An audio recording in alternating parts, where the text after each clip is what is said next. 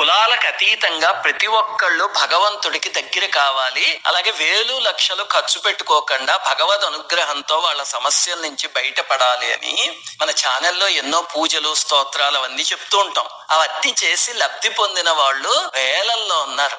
ఈ రోజు స్వప్నారెడ్డి అని ఒక సోదరి వారాహి అమ్మ అనుగ్రహంతో ఒక సమస్య నుంచి ఎలా బయటపడ్డారో రాశారు చూడండి. వాళ్ళ పాపకి 2.5 ఏళ్ళుట. పాపం మాట్లాడేది కాదుట. అసలు ఈ కాలం ఎంతో మందికి ఉంది ఇలాంటి సమస్య ఇంట్లో.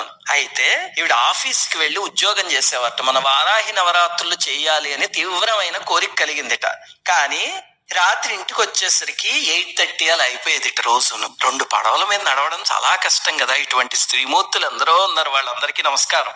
అప్పుడు అయినా సరే పట్టుదలగా ఎవరైనా ఇలాంటి సిచ్యువేషన్ వచ్చిందనుకో, అబ్బాయి ఏం చేస్తానులే అని వదిలేస్తారు. కానీ పట్టుదలగా రోజు చేసేవారు. రాత్రి పూజ అయ్యేసరికి 10 అయ్యేది. ఇద్దరు చిన్న చిన్న పిల్లలు, వాళ్ళిద్దరిని పెట్టుకుని ఎంత కష్టమైనా చేసేస్తా. మరి ఆ పిలుపు అమ్మవారికి వినిపించదు. విచిత్రంగా వాళ్ళ పాపకి వారాహి నవరాత్రుల పూజ ప్రారంభించగానే చాలా విచిత్రంగా వాళ్ళ పాప చిన్న చిన్న పదాలు మాట్లాడటం మొదలు పెట్టింది.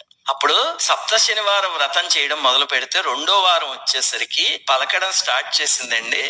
తనే ట్రై చేసి ఇప్పుడు పలుకుతోంది. చాలా సంతోషంగా ఉంది అని రాశారు. నాకు కూడా ఎంత సంతోషం వేసిందో. మూకం కరోతి వాచాలం పంగుం లంఘయతే గిరిం అంటారు భగవంతుడి శక్తిని వర్ణిస్తూను. మూక కవి అని ఒక ఆయన ఉండేవాడు.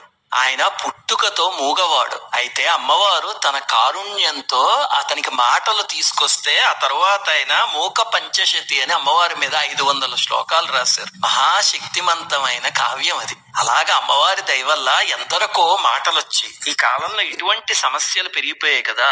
గుర్తుపెట్టుకోండి, మీ పిల్లలకి ఇటువంటి సమస్య ఉంటే కనుక ఉన్నా లేకపోయినా చిన్నప్పటి నుంచి ఒళ్ళో కూర్చోబెట్టుకుని రోజు శ్యామలా దండకం చేయండి. మీకు ఒకవేళ చదవడం రాకపోతే ఆడియో ఇచ్చాం, అది పెట్టుకుని మీరు వింటూ చిన్నప్పటి నుంచే వాళ్ళకి వినిపించండి. అప్పుడు ఇలాంటి సమస్యలు అసలు రావు. చాలా తెలివిగా అద్భుతంగా తయారవుతారు పిల్లలు. అలా మీ అందరికీ శ్యామలానుగ్రహం కలగాలని కోరుకుంటూ శ్రీమాత్రే నమః.